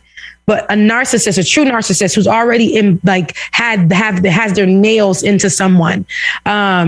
He saw her being great and asked her to come back. And she said she kept it. When you're dating someone and you are afraid to put that information out there, it's in the wrong, but you want to see if it's going to work yourself. She never put out until he put out just yesterday. I mean, we all knew. I saw the signs that they were still dating, but I'm saying, guys, we have to look at the bigger picture here. This is a woman who just had a baby. I get that she made those decisions that she made. This is also somebody that we were upset with when she made Yellowbone, saying that the dark-skinned women that he was with, his dark-skinned baby mothers, are not what he wanted, and the Yellowbone is what he's wanted. Let's talk about that point of narcissism. He gassed her up to do that song and say it's okay. Now left her ass up there looking crazy. Exactly. So many times he had left her. And yes, she should have left. How many times? And I could look at a woman and a man in this particular situation. How many times have we all have a story of that one somebody that we went back to 1,017,000 times until we were like, hell no, I can't do this no more. This is not going to work for me. So she hasn't gotten to that. This is not going to work for me place. So it's easy for people to say, why did you stay? Why did you do that? Why did you do that? And I hear Pascal's point. I know that point, but I also, when she sat there on her live and made that prayer and said, God, I love this man, but God, please don't let me come back. When you got to make a prayer like that, you know, it's a stuck point that you are at, on top of being postpartum, on top of that. So no doubt. If I can cut in there super quick. You can.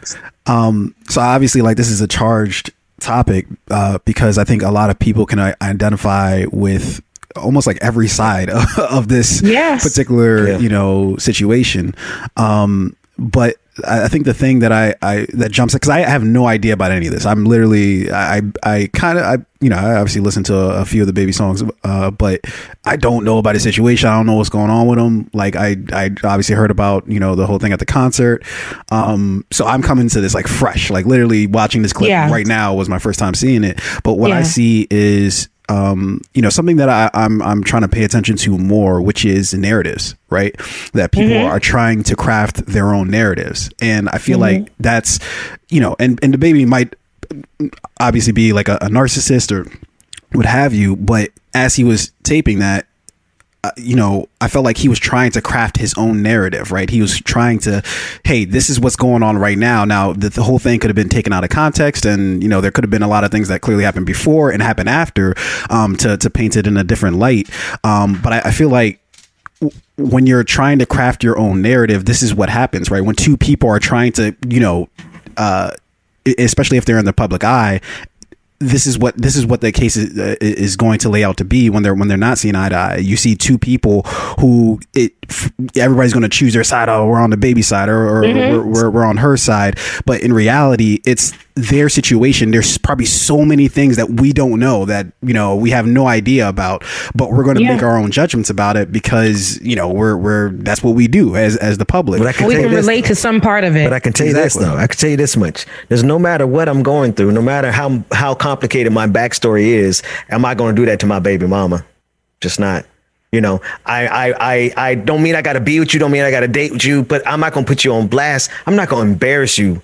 Like, I might break up I might do you dirty. I'm not a good person, but I am not going to put you on Beyonce's internet and laugh at your sorrow. That's next level gaslighting. And that's some dangerous. You know what? She might need to look at this as, this is your escape route. Get the hell out of there.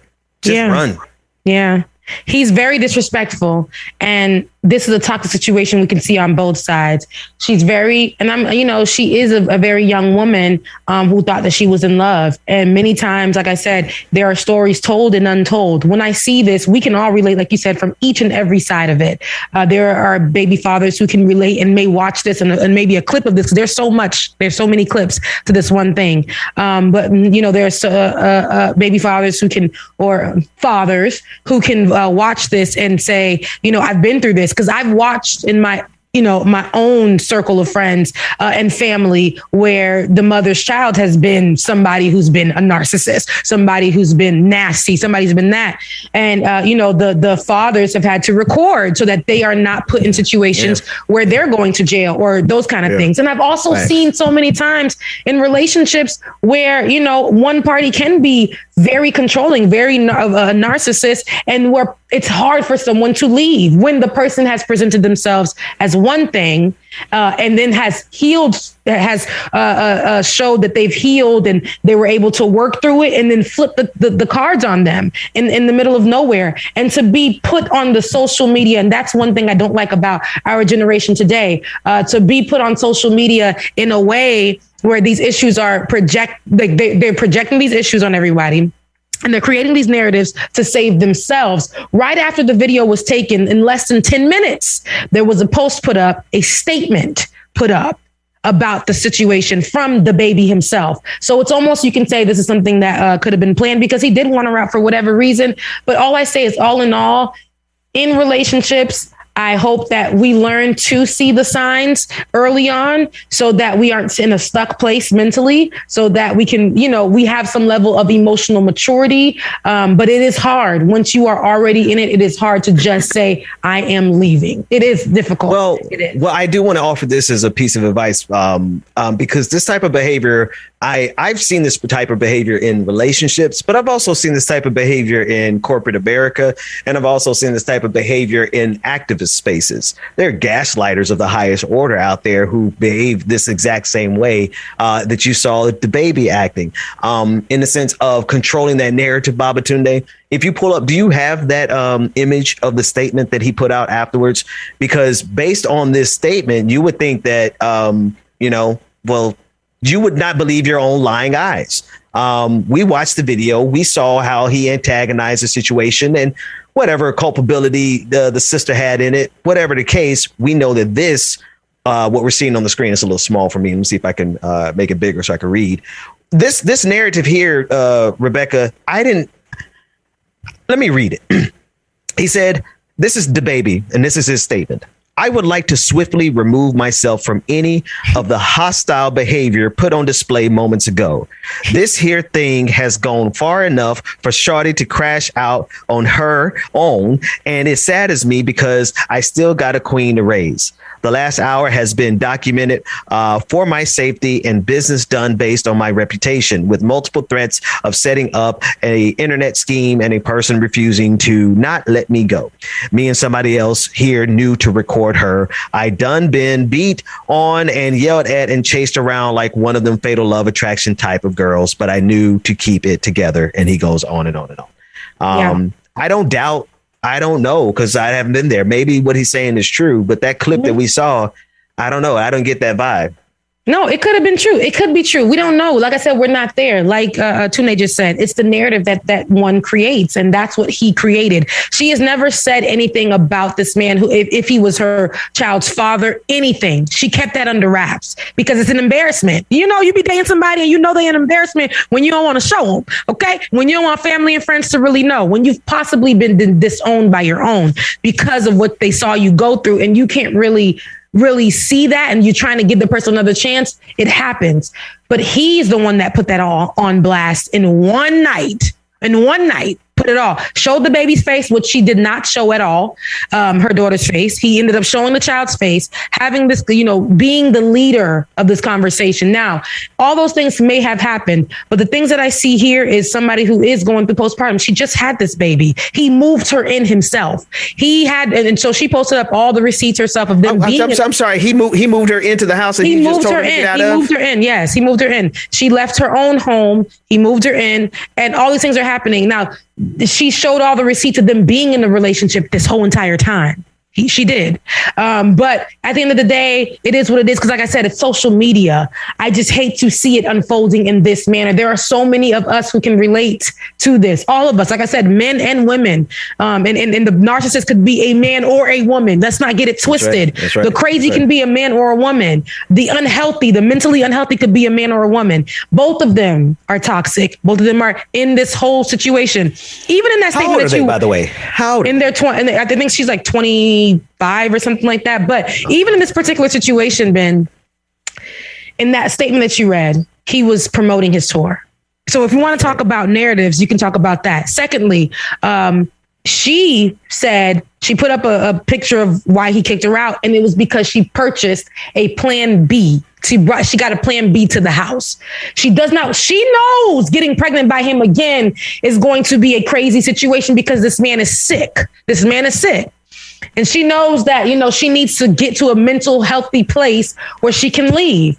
And so she's like, you are having sex with me unprotected and you're telling me about a Maury situation. You're calling me just a woman that is a side chick. Yeah, those kind of things. And that is not true. Yeah. That is not true. Especially that was that's a scientifically targeted statement to trigger her. He said that exact phrase to get her out of character, to make her look crazy. She said that he was upset because she brought the plan B over. Now, and that's what kills me. If that is true, that's what kills me. Women, and this is why I say, it does suck because a lot of women who want to have their kids but know that they're having kids with a crazy person do resort to getting an abortion. Because hell no, that's my experience. It's my story. No, I already know. But there are some women who won't and who won't because that's their belief. They will not have an abortion, and that's okay too. But now they're stuck with these kind of men. But that doesn't make you just leave the situation when you can. When you are at a place where you can leave it, because you will still be able to raise your child and be a great mother. Told my babies I'll be homeless, so don't stay up. Breaks my heart to see them sad, so I won't wait up. Need it all that's mine, I need it now.